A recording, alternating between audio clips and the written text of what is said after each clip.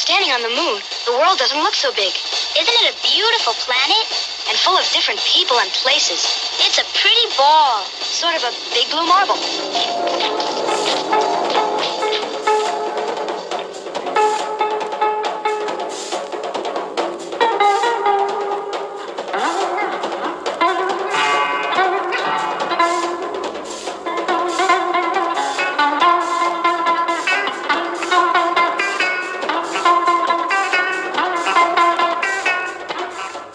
Hey everyone, hope you're doing well. I just wanted to share something that was passed along to me earlier this week by a fellow researcher and fellow graphic designer.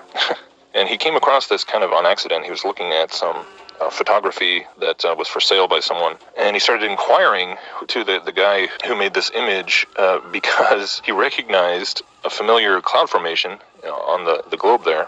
And he started looking into it, and the guy gave him a little bit more information and sent him to this NASA file, where I'll have all the links will be in the description below, of course. But what he noticed was this little cloud formation here that's in the Gulf of Mexico. It's these 3 dots, right? They're kind of in like a little flying V type of shape.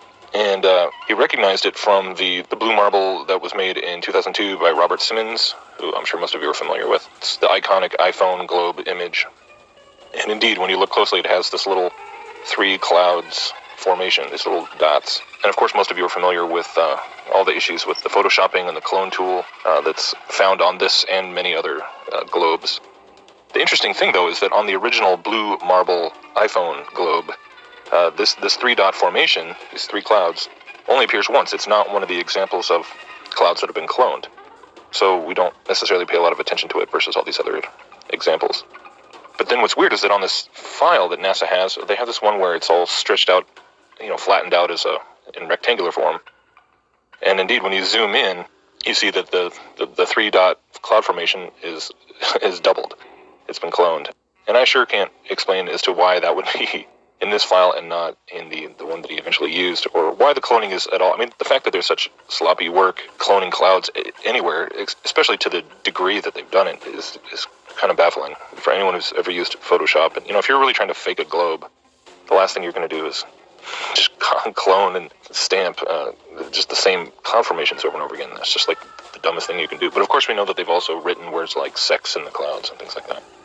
But here's the interesting thing, okay, is that he started finding this little triple cloud formation in lots of other images and even animations of the globe that are quite recent, as much as like 2015 or even, I think, last year. Some that were put up. It's hard to say exactly when they were made, but they were apparently, and you can see how there's the same formation, and in a lot of instances, it's the double. It's cloned. So, the one that was most interesting to me was this one where it's supposedly a picture of a solar eclipse taken from a satellite or from space over Mexico here. And sure enough, there's the twin cloud formations right there in the Gulf of Mexico. It's always in the same general area, and sometimes it's kind of tilted a little bit or moved around. And I remember seeing this picture months ago. And so now seeing it here, I actually started digging around trying to figure out what the source of this picture was, because you can find it on like a couple different websites where indeed they're showing it as if it's a true photograph from space or from orbit or whatever the source is, but they don't list the source. But the people who are sharing this photo genuinely believe that it's a picture of an eclipse. I mean, it always looked fake to me.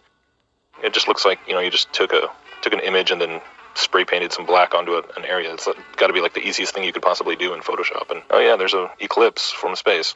So it really makes you start to realize like how many photos that are supposedly of the globe that are floating around out there that are using these very old source images. And even when you go to this, like I found this article where it breaks down like why, Simmons explains like how they supposedly he made this image and using all this Terra satellite data over 4 months. I mean, the whole story is just ridiculous, because then they even show right here that he basically had all these different layers. You have a cloud layer and the land and the shading, and it's just like clearly all you're doing is just creating this image from scratch. It's just all pure animation. And the idea that they try and argue that it's from satellite data, light data, I mean, it's preposterous. But yeah, so you have this cloud layer. I mean, that's the only way that you would get, this ability to clone it, and then not just clone it, but to where sometimes it's over water and sometimes it's over land. Obviously it's a separate layer that's being moved around with like a transparent background.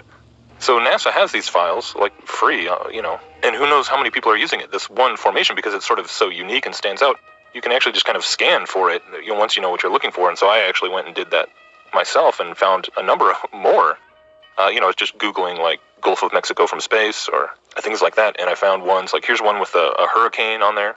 And again, these are images that when you find them in news articles and things, they're presented as being authentic photos. You know, they're not saying it is, but they're also not saying it isn't. And you can see it from different angles and different depictions. And so some of these just don't even look like photos at all. It's like it was like this one looks like a drawing or an illustration that they just slapped the cloud layer over.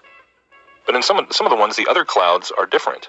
So even when you have this V-shaped three-cloud formation, the clouds that are like further south and up north over North America aren't always the same. So it's very peculiar why this little formation keeps popping up if they're not just using the whole layer as, you know, just because they're lazy in every instance. I don't really understand what to make of it, but all the way up through the last couple of years, these clouds are popping up in globe animations and globe quote-unquote photography and artistic renditions. I mean, it's just, if nothing else, I think it just sort of serves as a crazy example of how incestuous the whole source material catalog for the globe. I mean, it shows you how easily it's faked and how people can just be looking at, I mean, how many times over the course of our lifetime now have we been looking at images of the globe or little sections of it that are just recycled cloud formations and recycled land formations, and you just tweak a little bit here and there and nobody ever notices because, you know, typically clouds are such amorphous, you know, sort of things that you don't really recognize patterns or shapes.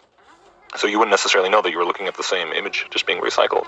So pretty interesting to see, you know, we've seen clouds being cloned in a singular image, but to see the same cloud showing up in countless other images, and maybe you guys could probably find a lot more if you just keep looking, or just keep an eye out every time you look at a globe or something and you're looking at the Gulf of Mexico area, keep an eye out for this little formation, and I'm sure we're going to see it just pop up. I'm sure it's just out there all over the place. So it's just kind of funny. Thanks for watching.